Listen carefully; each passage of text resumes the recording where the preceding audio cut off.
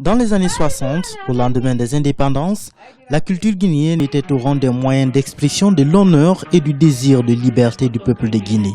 Ces temps nostalgiques, autrefois animés par des groupes comme le Bembea Jazz National, les célèbres ballets africains de Guinée, la Voix d'Or, Sori Kandia Kouyaté entre autres, ont placé la Guinée au rang des pays dont la culture faisait la fierté du continent.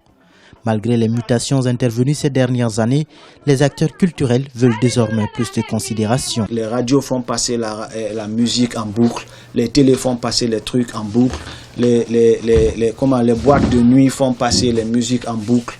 C'est-à-dire par finir l'artiste, on l'entend un peu partout dans la ville et même à l'extérieur, mais cet artiste ne bénéficie absolument rien de son œuvre. Ça, c'est dû à ces genres de facteurs que nous sommes levés. On s'est dit, non, il faut qu'on essaie d'aider nos frères. Il faut qu'on dise SOS à cette culture. La naissance des mouvements tels que SOS à la culture guinéenne est le reflet du malaise dans lequel vivent les artistes guinéens. La floraison des maisons de production a contribué à promouvoir beaucoup d'artistes dont le potentiel est reconnu, tant au plan national qu'international. Cela n'a pas garanti cependant un revenu consistant et une carrière longue et réussie à tous ces chanteurs.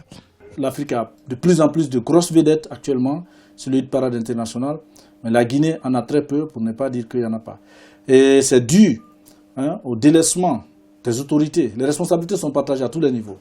Premièrement, l'État a une grande responsabilité. La plupart des artistes guinéens qui ont eu beaucoup de succès à un moment donné ont quitté le pays, ils ne sont pas revenus.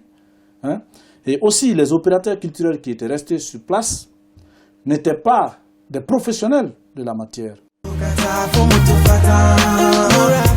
La musique guinéenne a produit de nombreux artistes qui représentent valablement le pays sur les scènes du monde. Mais cette éclosion peut-elle égaler les temps de la musique traditionnelle porte-flambeau de la Révolution?